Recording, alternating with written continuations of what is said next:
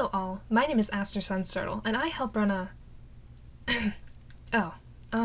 Hello all, my name is Aster Sunsturtle, and I sincerely apologize for the gap between videos. Unfortunately, I was afflicted with two most grievous illnesses near the beginning of this year. Their true names have been lost to time, but experts in the medical field have taken to calling them burnout and college.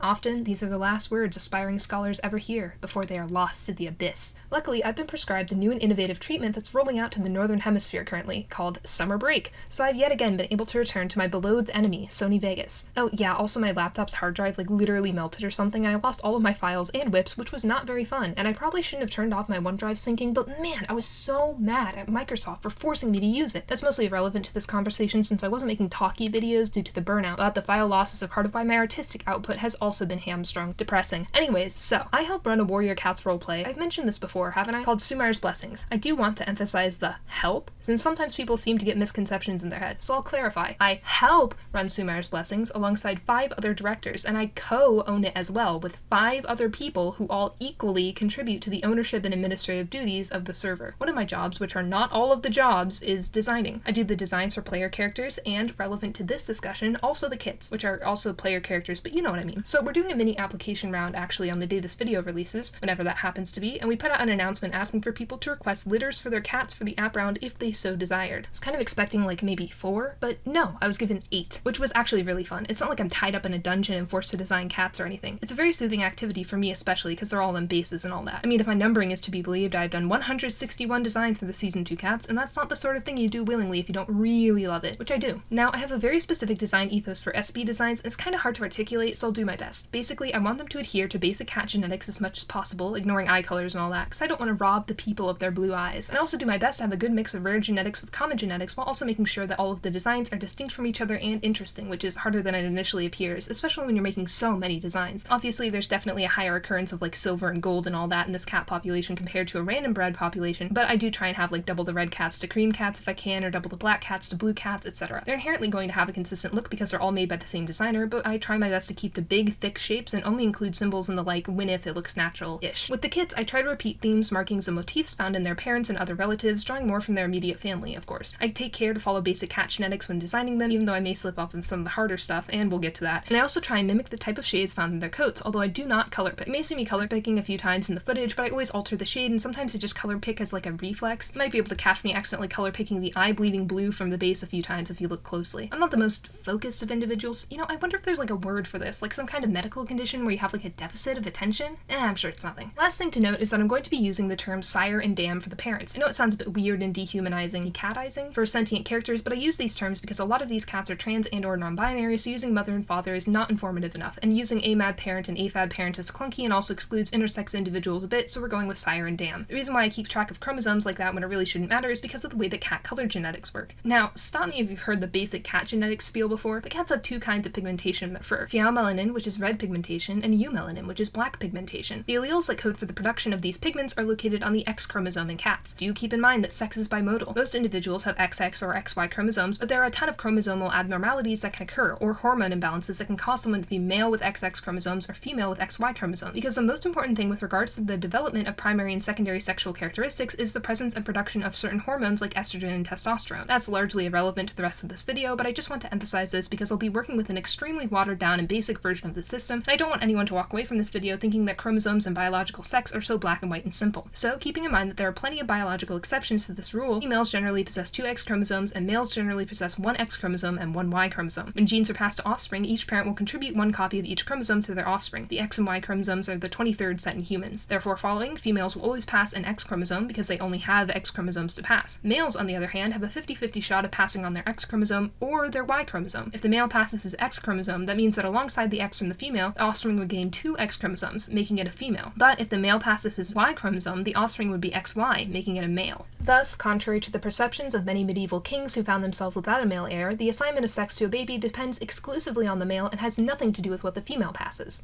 But Aster, I hear you say, a whisper in the wind, a forgotten spirit who wanders the earth and has made the questionable decision to spend their afterlife watching Warrior Cats videos, what does this have to do with cat colors? And to that I say, pretty much everything. So I mentioned that the genes for color on cats are stored stored on the X chromosome, but what I meant by that was that the black versus red genes are found in the X chromosome. Those are the only sex-linked color and pattern traits in cats, but they're perhaps the most visible. I'm sure everyone knows somewhat vaguely in the back of their head that calicos and tortoiseshells are 99% female. The reason for that is because females generally have two X chromosomes. There's only one color allele on each X chromosome, so this isn't a dominant recessive situation. Let's say we have a red male cat. He has one X chromosome that carries the red pigment and one Y chromosome that doesn't carry anything, which makes him a red cat. If we have another male cat who has one X chromosome with black pigment and one Y chromosome with nothing, that makes him a black cat. Since males, by their definition, will always have a Y chromosome that's useless in the realm of color, they can only express one color. By contrast, since females have two X chromosomes, they can show two colors. If you have a female cat with one X chromosome that has red pigment and a second X chromosome that also has red pigment, she will be a red cat. But if you have a female cat with one X chromosome that has red pigment and a second X chromosome that has black pigment, she will be a tortoiseshell or calico. This is also why people say that red cats are more likely to be male, which is true, sort of, mostly just because there's the added chance of female cats being calico. The male to female ratio in red cats is the exact same as in black cats, but I only ever see this really said about red cats, which is weird. I can also explain another correct but poorly understood saying about cat colors, that is that male cats always look like their mom. If you've been paying attention, you'll probably be able to figure out why. A female will always pass on an X chromosome. Red cats pass on red X's, black cats pass on black X's, and tortoiseshells have a 50-50 chance of passing either. Male cats can pass on their X with color genes, or their Y with no color genes. So if they pass on any of their colors, that makes the offspring female, since it would have two X's. And if they pass their Y and have a male kitten, that doesn't pass any color information because it's located on the X chromosome. So male kittens inherently take all of their colors from their mother. This is why I pay attention to the chromosomes of the parents and the kittens of these litters. I have to specify the age of the kittens because sometimes a kitten can only be a certain color if it has certain chromosomes, and sometimes I need to know which parent has two X's and which parent has XY to understand what colors are possible. I'll bring up and explain any and all of the relevant genetics when I'm covering a certain litter too. With that all out of the way, let's actually get started. So I actually had the idea for this video after I'd already completed 3 of the litters, meaning that I unfortunately don't have any footage to show for them, and thus those conversations will inherently be shorter. But let's actually start with the first litter that I did record footage for. Litter 4, the Lovick and Showstopper litter. Lovick and Showstopper are both Alley Clan warriors. Showstopper used to be a show cat before it was discovered that his pedigree had been faked by his breeder, and he was dumped onto the streets, eventually joining Alley Clan. Showstopper is a solid cream tomcat. Lovick was born in Alley Clan, but was captured by humans very early on into her apprenticeship and became a kitty pet, only rejoining Alley Clan as an adult after rescuing an orphan kitten. Tragically, the kitten passed away a couple days later, but Lovick remained in Alley Clan. While the two of them are good friends, this is a surrogacy situation, since Lovick has always wanted to be a mother. Lovick is a spotted tabico, meaning that she has one red and one black X. Showstopper is cream, meaning that he has one red X and one Y. This therefore means that male kittens who will take one colored X from Lovick and one non-colored Y from Showstopper can be red-based or black-based. Female kittens, on the other hand, will always take a red X from Showstopper. If their second X from Lovick is red, then the female kitten will be red-based, but if their second X from Lovick is black, then they will be a tortoiseshell. So the male kittens from this pairing can either be red-based or black-based. The female kittens from this pairing can either be red-based or tortoiseshell. Since I want to let players have as much agency with their cats as possible, of the 8 designs, I will make 2 of them black-based and inherently male, 2 of them tortoiseshells and inherently female, and then the other 4 designs can be red-based and of either assigned gender at birth. But wait, what about the other stuff? Like, why was that first design gray? Well, to get blue cats, and when you're talking about cat genetics, you refer to ginger cats as red and gray cats as blue, you'd need a black cat that has 2 recessive dilution alleles. This trait is not sex-linked like how pigmentation is. As is normal, kittens get 1 copy from their dam and 1 copy from their sire. Red-based dilute cats are called cream. Showstopper is a dilute red cat. Black-based dilute cats are generally called blue. We'll talk about some exceptions later. And if a tortoiseshell is dilute, that's just called a dilute tortoiseshell. They weren't very creative with that one. Since Lovick's mother is cream, we know that she has to carry a recessive dilute allele. Since Showstopper already displays dilution, we can deduce that he is homozygous for this trait. He has 2 copies of this allele. Thus, since Showstopper will always pass a dilute allele to his offspring, whether or not the offspring are dilute rests entirely on what allele Lovick passes. If she passes her dominant non-dilute gene, then the kitten will not be dilute. If she passes her recessive dilute gene, then the kitten will be dilute, meaning that 50% of the offspring should be dilute. Similarly, tabby is dominant to solid in cats. Showstopper is solid and Lovick is tabby, with her father being solid, meaning that she is heterozygous for that trait as well.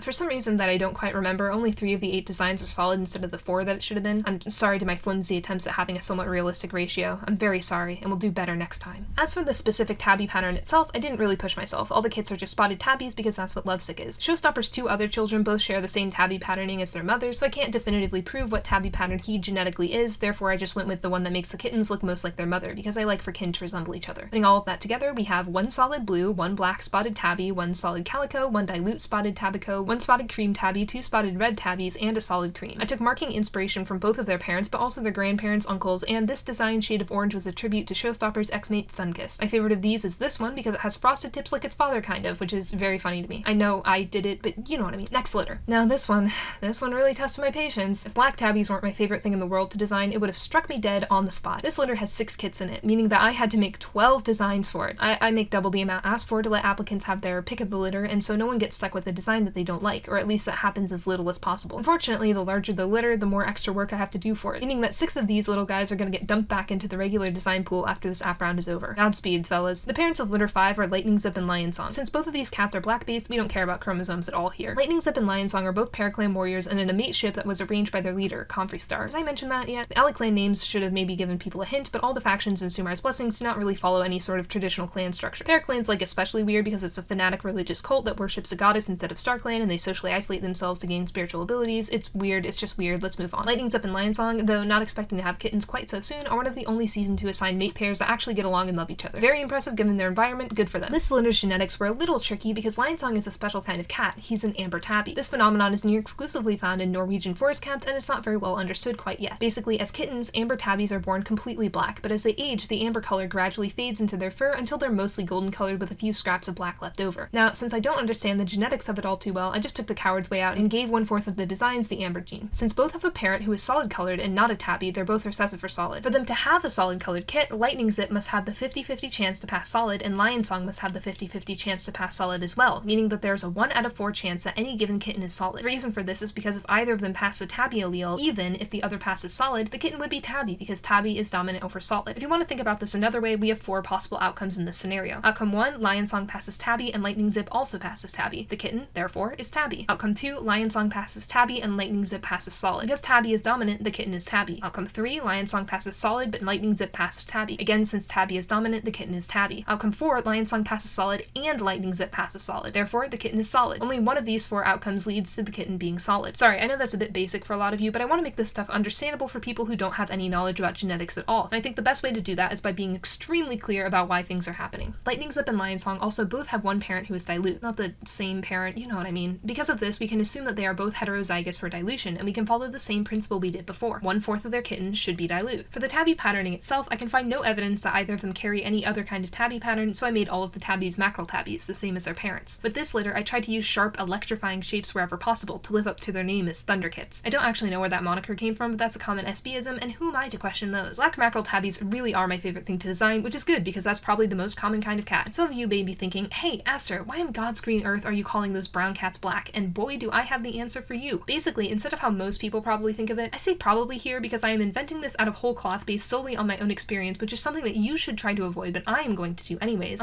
Tabbies are not like tabby markings overlaid on the color of the cat, but what the gene actually does is lighten the non-striped areas. So if you ever want to know the quote-unquote true color of a cat, it would be the color of its stripes. Since these stripes are black, therefore these are black tabbies. You can whip this information out at a party to astound maybe one person and bore everyone else to tears. You're welcome. At the end of this 12-cat slog, having learned nothing except for the fact that Windows recording automatically stops itself at 2 hours, I present to you 4 black mackerel tabbies, 2 blue mackerel tabbies, 2 amber mackerel tabbies, 2 black solids, 1 solid black amber, 1 dilute amber mackerel tabby, and a partridge in a pear tree. As with all of them, I tried my best to source most of their markings from their relatives, although I did ignore Lightning Zip's parents a lot because I'm not sure how canon these designs are nowadays and drew more from the kids' fathers than their grandparents. I tried to get that sharp lightning look to most of them while also retaining Lightning Zip's more yellowish-brown tones. Did I succeed in this mission? Debatable. My favorite design of these has shifted while I wrote the script, and it's now this one because it reminds me of a thunderstorm, but not as much as this design from the design bank, which I will never top, reminds me of a thunderstorm. Let's move on. Litter 6 are the kittens of Nouveau, Flame, Soldier, Ruse, and factionless cat Haven. These two don't have a super fleshed out relationship yet, but I am excited to see where they go from here. Ruse is a paraclan deserter, and Haven grew up alongside her brother Verglis, but away from her brother Arctic, who is one of the Pollux survivors. Right off the bat, I knew in my heart of hearts that these two would make beautiful kittens who would be extremely genetically challenging. Both Ruse and Haven are black-based, so we don't care about chromosomes. Ruse's mother is dilute, and Haven's parents are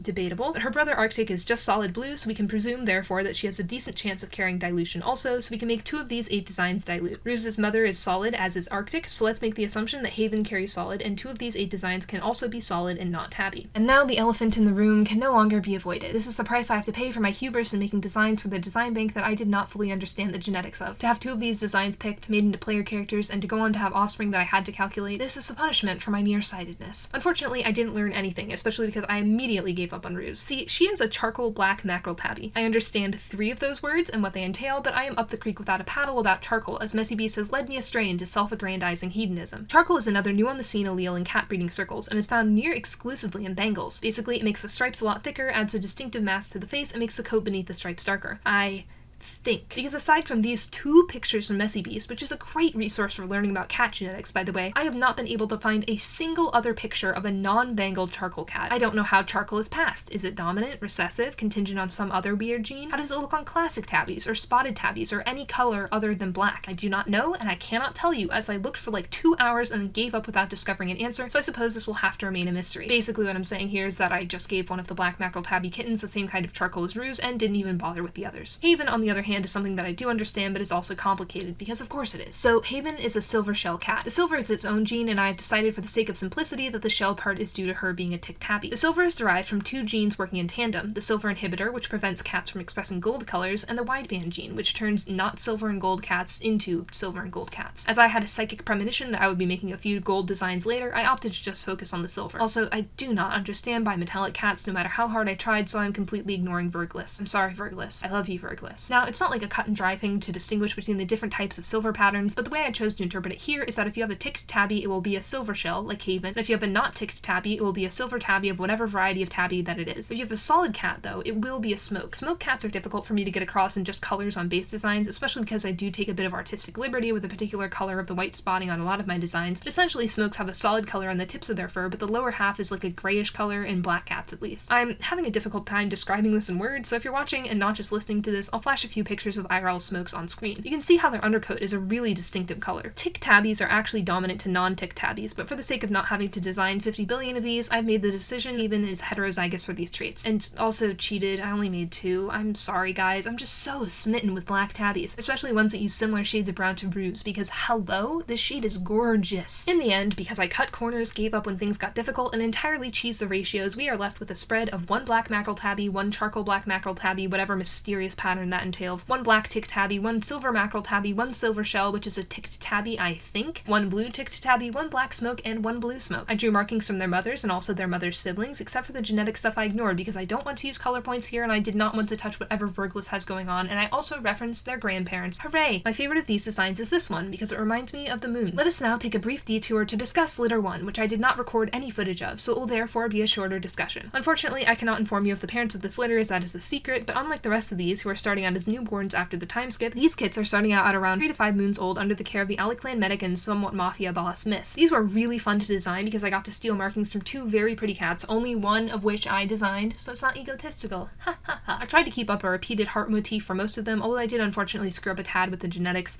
I forgot ye age-old rule that the color of a cat's stripes is their genetic color somehow. I was treating a silver tabby like a blue cat, which is not correct and resulted in a strange ratio of dilute to not dilute. Oh well. I think this solid blue is maybe one of the best solids I've ever done since I really struggle with making those look interesting in any way, and my favorite of this litter is this design because it reminds me of the moon. Litter 2's parents, however, I can tell you about. These are the kits of young Ali Clan warriors and childhood best friends Sodapop and Fishsticks. Sodapop is very talented for his age, and he was made a warrior early after his, shall we say, impressively bloody performance during the Pollux massacre. His mother is dead, and his father and brother both mysteriously vanished and are also dead, but I don't care because I can still reference their designs for markings. Profit. Fishsticks was also born in Ali Clan alongside her 2 litter mates, Honeymoon and Flashbang, and they have an older brother, Jigsaw. Fishsticks is a red classic tabby, and I decided to interpret Sodapop as a cinnamon color point. Cinnamon? Now that's a new color. Time to roll out more genetics, which I'm sure none of you are sick of, right? So red-based cats are red or cream, or apricot, but we're not talking about dilute modifiers because I don't think I've ever used them for SB designs, and they're largely irrelevant. But black-based cats can be black, blue, chocolate, lilac, cinnamon, or fawn. This is due to 2 different genes. One controls dilution, which we have already discussed, and one controls the type of black pigment. For black pigment, black is dominant to chocolate, and chocolate is dominant to cinnamon. It's the same basic principle of dominant and recessive inheritance, just with 3 alleles instead of 2. To get those other colors I mentioned, it's a matter of dilution. Dilute black is called blue, dilute chocolate is called lilac, and dilute cinnamon is called fawn. Since Sodapop is a solid cinnamon color point, they do not express dilution and are entirely black-based. Fishsticks, as the dam, is entirely red, so they will pass on a red X every time. Sodapop will either pass a black X or a non-colored Y, meaning that all of the male kittens will be red-based because their only color comes from the red X that Fishsticks passes, and all of the female kittens will be tortoiseshells because they will always get a red X from Fishsticks, and to be female, they must get Sodapop's black X. So what about the color point? Okay, I get annoyed by a lot of things very easily, but one of the worst for me is when people equate the color point pattern to a breed of cat, usually Siamese. Cat patterns are not breeds, and the vast majority of cats, unlike dogs, are just domestic short hairs with no breed to speak of. If your cat doesn't have a pedigree, it is not a specific breed of cat, nor is it a cross with a specific breed. Just because your cat has long fur doesn't mean it's a Maine Coon or has Siberian ancestry. Cats are not like dogs in this regard. Sorry, I had to say it just makes me so mad. cat. Anyways, pointing is just another pattern that you can slap on top of whatever genetic mix the cat already is. It doesn't really intersect with anything and can be present in basically any cat under the sun. There are 3 types of points. Color points, which would be your typical conception of pointing, where the pigmentation is concentrated in the extremities and the rest of the cat is mostly white. Sepia points, which have darker extremities, but where the rest of the body is also pigmented. And mink points, which are an intermediate stage between color points and sepia points. Mink points are quite literally an intermediate stage because pointing follows a pattern of incomplete dominance. If a cat has a non-pointed allele, this is dominant over everything else, so the cat will not be pointed. But if the cat has the color point allele and the sepia point allele, it will appear as a mink point because the 2 alleles mix. While admittedly I didn't have any evidence for this, I decided that for the sake of at least one of these children resembling Soda Pop a little bit, fish sticks would carry the recessive gene for color point and for cinnamon. Ratios in this one aren't very scientific, but we ended up with 2 red mackerel tabbies, 1 red lynx point, which means a tabby color point, 1 classic tabico, 1 solid cinnamon tabico, and 1 solid tortoiseshell color point. My favorite design of this set is this one because it made Kix and Shiloh go gaga bananas, which was fun to see. Now back to the ones I actually recorded. Litter 7 is between Nouveau Flame Captain Frenzy and his mate, the Nouveau Flame Soldier, Fizzpop. Frenzy used to be an Alley Clan warrior in his youth, but he left the city for the forest and fell in love with Fizzpop, who is also a Nouveau Flame convert. The 2 of them actually have had 1 litter already, having had 3 kits: Minx, Kindle, and Quarter. They also serve as adopted parents to Nouveau Flame Soldier Tiptoe and Nouveau Flame Page Flicker. Quarter did tragically lose his life in a mysterious fashion, but I can still reference his genetics, so I don't care. This litter is a little bit of a puzzle to work out. This is because Fizzpop is a white cat who has the epistatic white gene. Epistatic is a word that means a gene that essentially turns off other genes. So Fizzpop is genetically some color of cat, but because she has the epistatic white gene, this color is hidden beneath her white. Now, epistatic white is dominant, but for the sake of my own sanity, only 2 of these 8 designs are also white. I'm also vaguely banned from trying to make white cats look interesting after this cruel and evil design I made for the design bank one time. It looks like a solid white cat, but if we use a fill bucket tool with 0 tolerance, all of a sudden,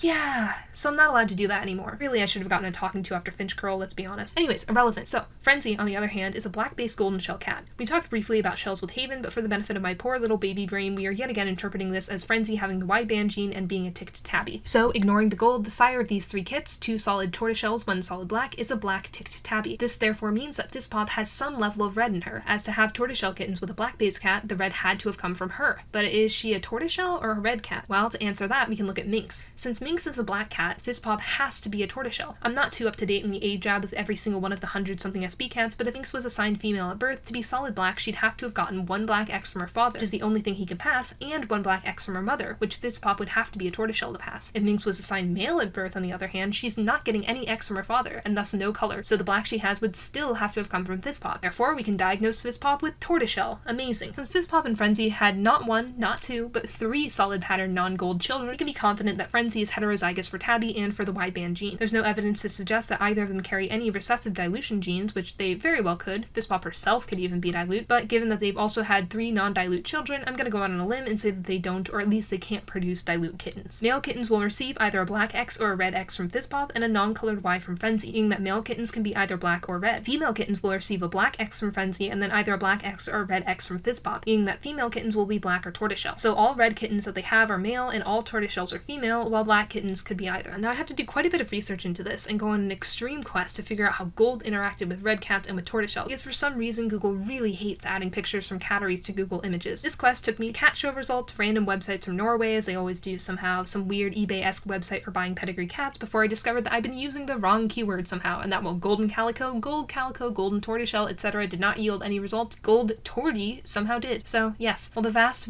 majority of gold cats that you will see are black-based, you can tell because of the tail tips and all that, other colors are possible, and I tried my best to represent them, even though it does look a little questionable in the realism department. Anyways, for litter 7, we come out with 1 black gold shell, 1 red gold shell, 1 tortie gold shell, 1 solid black, 1 solid tortie, 1 ticked red tabby, and 2 epistatic whites. While some of these designs obviously are nearly identical to their parents, look, I wish I could make them look more distinct, but gold shells just sort of look like that. You can't really do much with pure white cats, although trust me, I have tried. I did try to take some inspiration from their siblings' markings when possible. I also just presume that Kindle's red is Fizzpop's quote-unquote true red, and it looks really nice, I think. But my favorite design of this set is this one, because it reminds me of the moon. These last 2 litters are pretty special for me because they're both litters between 2 season 1 cats. Now, I know some viewers will not be familiar with SB, but basically it's been around for like 3 years-ish, and it started out with a cast of just 16 cats, which we refer to as season 1. Those guys all started out at like 12 moons old, some even younger than that, so it's really sweet to see them grow up and become parents. Wow, I'm talking like they're actual people, good god. However, a not so sweet thing about these designs is that, well, I did make them 3 years ago, and while I do think they still hold up, they're very, very much not elaborate in terms of markings. So my my pool of stuff to pull from pretty limited. I'm gonna start here with litter 3 between ex-Paraclan warriors Spider Branch and Doe Petal. Spider Branch and Doe Petal met on the journey to receive Sumair's tooth and tragically lost their other mate, Hazel Pounce, over Swan's Cliffs. Following the torment inflicted on the travelers of the claws of Sumair, Spider Branch and Doe Petal, alongside some of their peers, made the decision to desert Paraclan, although they struck out on their own. Since they're both solid cats, we don't get any tabbies with these two, which did prove to be a challenge for me, a noted tabby addict. Doe Petal is the dam and is a solid mink point tortoiseshell, and Spider Branch is a sire and a solid black cat. Thus, male kittens will receive either a red X or a black X from Doe Petal alongside a non-colored Y from Spider Branch, and female kittens will receive a black X from Spider Branch alongside a black X or a red X from Doe Petal, meaning that male kittens will be red or black and female kittens will be black or tortoiseshell. So all red kittens in this litter are male and all tortoiseshells are female. Same as with Fizz Frenzy. This was the first time all project that I was forced to design a solid red cat, and it was not fun. So for those unaware, unlike black cats or blue cats or, well, I guess cream cats because they're so pale that you can't really see anything, but unlike all of those colors, solid red cats don't really exist. This is because the solid gene doesn't quite work properly with red cats, so all of them will display at least a faint tabby pattern regardless of their genetics. Abyssinian and Somali cats, quite famous for their red coats, are noteworthy specifically because of this phenomenon. They were bred for ages to have as solid of coats as possible, but this does rely on the ticked patterning, so that's irrelevant to this litter. Because I'm working with fantasy-esque sort of pattern depictions, I tried to distinguish solid red cats from actual tabbies as much as I can, but it's a difficult thing to get right, and there aren't many reference images to be used. So I tried my best, but it's always kind of a crapshoot with solid reds. We wind up in the end with 6 designs. 2 solid blacks, 1 solid orange that tested my patience, 1 seal color point, seal is what you call black when it's expressed in a pointed cat, no I do not know why, 1 mink seal point, and 1 tortie mink point. The vast majority of these markings were directly from their parents, and my favorite of these designs is this one because it reminds me of the moon. And finally, last but maybe least, probably not least, is litter 8. I saved this one for last because I did it last because it felt unfair to do it before I was done with the others. Although I did cheat a little and do the first 2 designs early, so that's why there's no footage of them, and I am very sorry and apologetic. Litter 8 is between ex-Paraclan warrior and also Nouveau Flame Soldier, Crowswoop, and Paraclan Oracle Fidgetfire. Yes, my Fidgetfire. Fidgetfire and Crowswoop were best friends in the journey to find Sumair's tooth, and Crowswoop fostered a crush on her the whole time before dramatically confessing his love and then running off into the sunset because Sumair kept trying to kill him for being the second-born. Look, it's a long story. Sumair forgot to keep her doctors inside though, and Fidgetfire wandered away to see her boyfriend, and oh no, 5 kittens. Which means 10 designs. Yay. Crowswoop is a sire and he is a solid black cat, whereas Fidgetfire is the dam and she's a red mackerel tabby. Fidgetfire's mother is a dilute calico, but Crowswoop's biological parents don't have designs. Since Crowswoop's 2 siblings are both non-dilute solid black cats, I made the decision that he doesn't have any recessive dilution, so despite the fact that Fidgetfire is a carrier, all of their kittens will be non-dilute. Both of Fidgetfire's parents are tabbies, but since one of her dead baby siblings I designed for some reason is a solid cat, I elected to say that she was a solid carrier. Now this would mean that 50% of their kittens should be solid, but I didn't want to do that to myself. I knocked it down to 2/5. I know, unrealistic. So sorry guys. Now one of the reasons I decided that Fidgetfire should have 5 children, which is a lot of children, is because I thought that the image of her with 5 sons who are all basically clones of her was hysterical. That image did neglect to account for the fact that I had to design 5 ginger tabbies, which is a cruelty that you can only understand if you have experienced it. And good God, did I experience it. Because since this is a black sire and a red dam, that means that male kittens will always get a red X from Fidgetfire and a non-colored Y from Crowswoop, meaning all male kittens will be red, and all female kittens will get a red X from Fidgetfire and a black X from Crowswoop, meaning all female kittens will be tortoiseshell. Kind of excruciating on a large scale, yeah? I also had to design 2 more solid reds, which was about the extent of the torment I could endure before I would run away into the woods, never to be seen again. Thankfully, I did pull through, but it was touch and go for a while. What didn't pull through was Crowswoop's genetics. I'm so sorry, buddy. Because 3 of the female kittens were tabbies, and black tabbies look brown, basically only 2 of these designs resemble Crowswoop in any way, and really only one of them looks like him. At least you won't have to pay child support, or something. Whoever gets these designs, I am on my hands and knees begging you to make their fur shape look like him or something. Look at how fluffy and emo and soggy he is. Isn't that appealing? Wouldn't you like to make your cat look like that? Just because I was tired and I like fire and fire is really easy for me to draw, I decided to try and have a fire motif on all of these designs. I know it's a little unrealistic, but honestly this is one of the better ways I've found to indicate tortoiseshell brindling in a semi-drawable manner, so if their eventual owners don't enjoy the flame patterns, I'm sure they will be able to come up with a way to simplify them. I have faith in you guys. In the end, we're left with 3 ginger mackerel tabbies, 3 mackerel tabicos, 2 solid gingers, and 2 solid calicos / tortoiseshells. I took the motifs from their parents mostly, but occasionally their grandparents or aunts / uncles, who are all dead, funnily enough. Like, these 2 died as kittens in accordance with the twisted religion of Paraclan. These 2 died in the most messed up ways imaginable. No siblings for Crowfidge. My favorite of these designs is this one because it is the only one that slightly resembles Fidgetfire's poor sobbing wet emo boyfriend. And also Tortoiseshell's Moonpath, something you get it. Wait, it looks like Moonpath.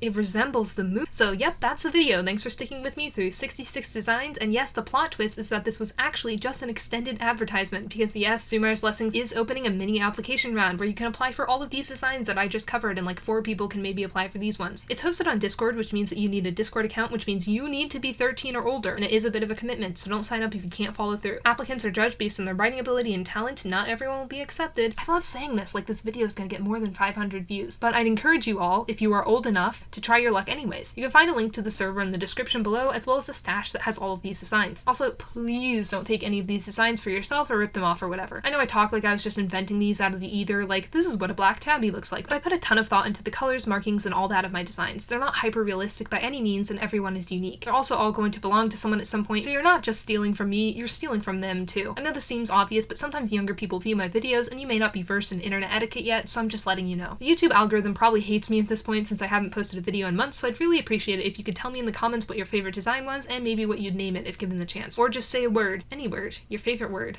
I like the word moon. Do you like the word moon? That's all I've got for you today, so thank you again for watching, and I hope no one ever makes you design a solid red cat in your entire existence. This has been Aster Sunstartle.